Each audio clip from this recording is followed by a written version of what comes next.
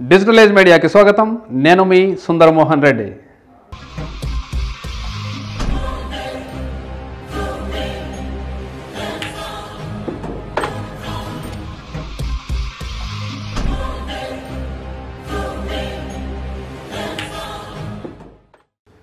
జిలుగు వెలుగుల వెండితెర పార్ట్ 2.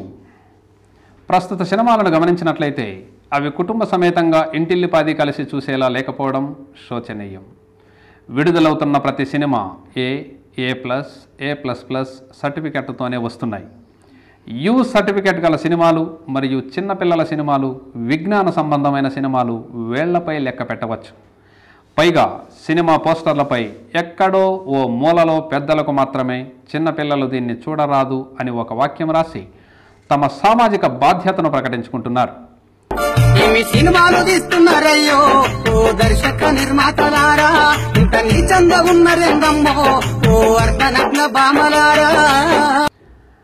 ఇక సెన్సార్ బోర్డు అయితే సినీ పరిజ్ఞానం గల వ్యక్తులు మరియు సినీ విమర్శకులతో కాకుండా కేవలం సెలబ్రిటీలు, వ్యాపారవేత్తలు, రాజకీయ నిరుద్యోగులు మరియు వారి బంధుగణంతో నిండిపోయింది. అందువల్ల సిఫార్సులు, పైరవేలతో విడుదలయ్యే సినిమాలే ఎక్కువ. అరుదుగా ఎప్పుడైనా ఒక లక్ష్యం గల సినిమా నిర్మితమైతే అది ప్రదర్శించడానికి థియేటర్లు కూడా దొరకని పరిస్థితి.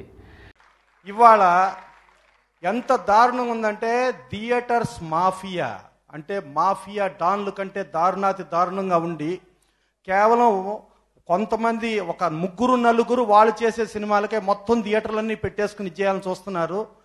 తెలుగు సినీ పరిశ్రమ ఒక అంతు చిక్కని మాయాజాలమై మెరుపు విరుపులతో విలసిల్లుతుండగా స్టార్ హీరోయిలందరికీ నంబర్ 1 స్థానాలు, రేటింగులు, కెరీర్ ప్రోగ్రెస్లు, ఆదాయపు లెక్కలు, స్టార్డమ్ గోలలు తప్ప మరేవీ పట్టనట్లు వ్యవహరించడం గమనార్హం. ఏదో ఒకరిద్దరు తప్ప మిగతా సినీ ప్రముఖులెవ్వరికీ సామాజిక అవగాహన కానీ ఒక సామాజిక లక్ష్యం కానీ ఉన్నట్టు కనిపించదు. దర్శకులు కె విశ్వనాథ్ గారి సీతామహాలక్ష్మి లాంటి కుటుంబ కథా చిత్రాన్ని కూడా రామ్ గోపాల్ వర్మ రంగీలాగా రీమేక్ చేసి దానికి తన మార్కు రంగులు, మసాలాలద్ది హీరోయిన్ను ముప్పాతిక నగ్నంగా నటింపజేశారు.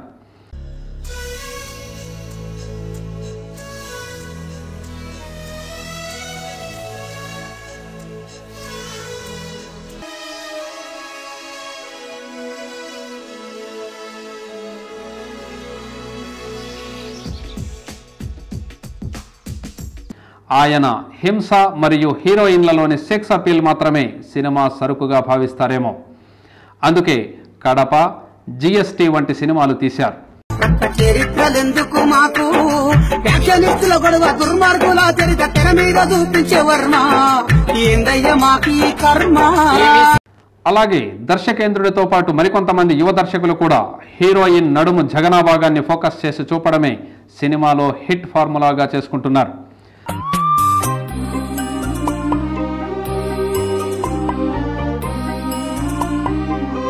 బూతు అంశాలనే ఫోకస్ చేస్తూ తన కళాత్మకతగా ప్రకటించుకున్న దర్శకేంద్రుడిని తిరుమల తిరుపతి భక్తి ఛానల్కు డైరెక్టర్గా నియమించడం ఏ భక్తి ప్రవక్తలకు నిదర్శనం. కొత్త CEO వచ్చిన తర్వాత మిగతా కార్యక్రమాలు, బోర్డు మీటింగ్, డెసిషన్స్ తీసుకున్న తర్వాత ఇప్పుడు ఉన్న వాళ్ళంతా బాగా పనిచేస్తున్నారు. ఉన్న CEO కూడా బాగా పనిచేస్తున్నారు.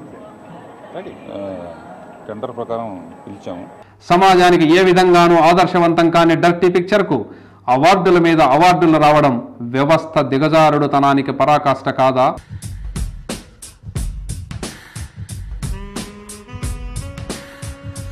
ఇప్పటికే ఇంటర్నెట్ కారణంగా ఫోర్న్ సైట్స్ అందుబాటులోకి రావడం, యూత్ ఫిల్మ్స్ పేరిట ప్రేమ, రొమాన్స్, సెక్స్ అంశాలనే యువత మీదకు ఎగదోయడం వల్ల యువత తమ కెరీర్ పరంగా కీలకమైన సమయాన్ని నిరుపయోగం చేసే అవకాశం ఉంది.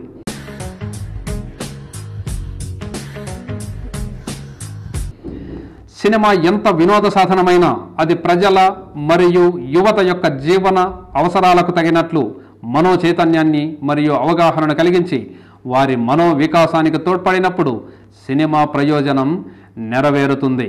వీడియో మీకు నచ్చినట్లయితే లైక్ బటన్ క్లిక్ చేయండి. మరిన్ని వీడియోలను పొందడానికి దయచేసి సబ్స్క్రైబ్ చేయండి.